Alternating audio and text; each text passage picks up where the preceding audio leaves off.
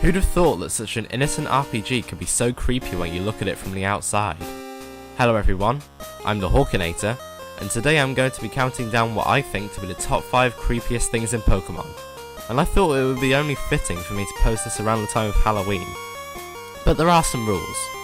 No creepypasta, no fan theories, no manga, and no anime. This is video game canon only. So without further ado, let's begin.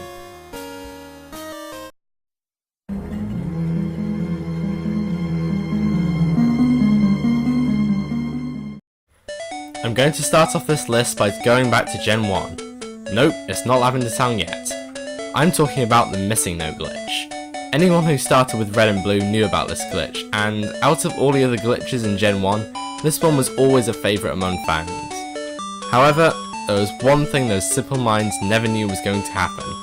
When you beat your rival for the very last time, you had a matter of seconds to rejoice, before your Hall of Fame becomes a psychotic graveyard. Instead of looking at those pocket monsters that carried you to victory, you're instead looking at a hideous pile of limbs and listening to some of the most ear-splitting sounds ever made on the Game Boy. This horrified many young fans back in the day, and with good reason. Just remember that if you ever want your items duplicated again, then be careful what you wish for.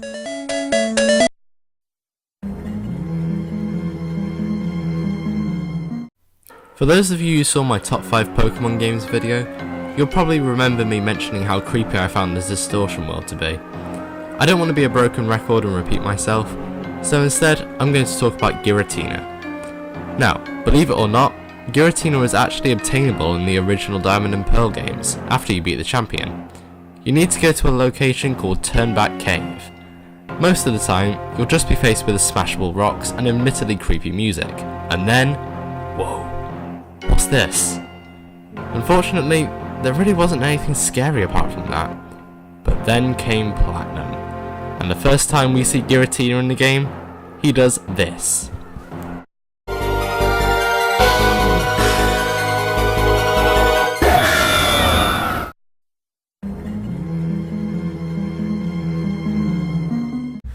This next one is a tie between 3 entries that I felt should be on the same spot, because they all share the same thing: ghosts. And not Pokemon ghosts, people ghosts. The first is the old chateau. I think a lot of you would have seen this one coming, since it's basically the haunted house of Gen 4. It even terrifies the gym leader Gardenia. If you go up to the big room at the back and one of the bedrooms at the top floor, you'll see 2 ghostly figures of a little girl and an old man just slide across the room. No footsteps, no walking animation.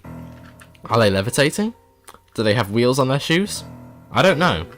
One thing's for sure though, if it wasn't for that damn Rotom in the TV, I don't think anyone would have come to experience the horror of this place. The second is the ghost girl from Gen 5. In the first Black and White games, not much is known about her.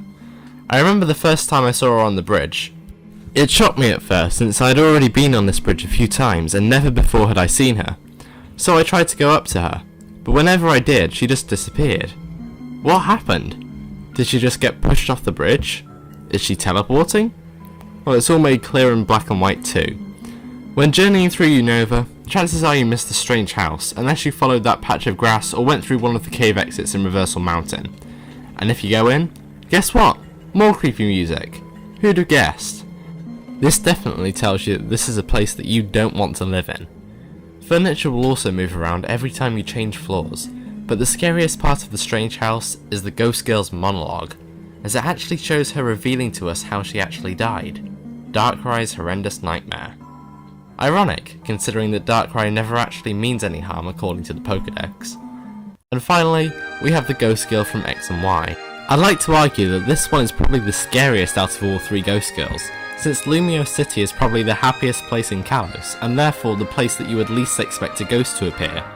But if you go to a building in the outskirts of the city, you get to enjoy this short cutscene.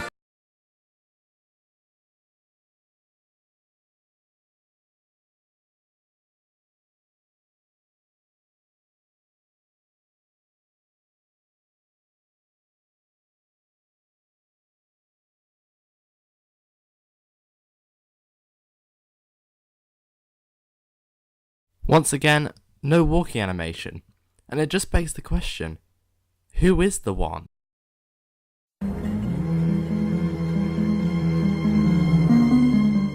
Here's the one you've all been waiting for, ladies and gentlemen, Lavender Town.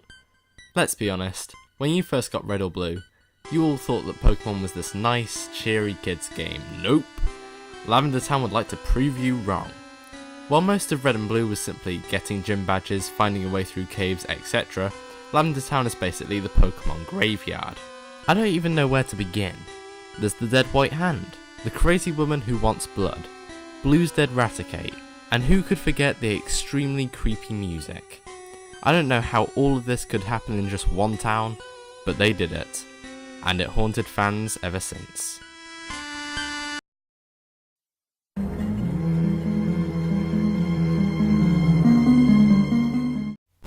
What could possibly be creepier than Lavender Town, you ask? None other than the Pokédex itself. I don't know who writes this stuff, but whoever does must have a more messed up mind than me, because this is just ridiculous. Let's see, we've got Cabatops, that likes to slash its prey open and consume their body fluids. Hypno, because it likes to take children away that it hypnotizes, it now has a ROM hack and a song named after it. Cubone wears the skull of its deceased mother, and the list goes on. About half of these creatures have really creepy Pokédex entries, and taking you through them all would make this list longer than my top 5 Pokemon games.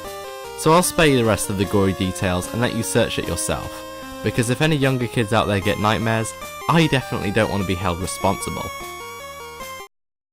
Thanks for watching. If you like this list, then please subscribe, leave a like or a comment telling me what I should do next. It means a lot. Anyway, I'll see you all next time.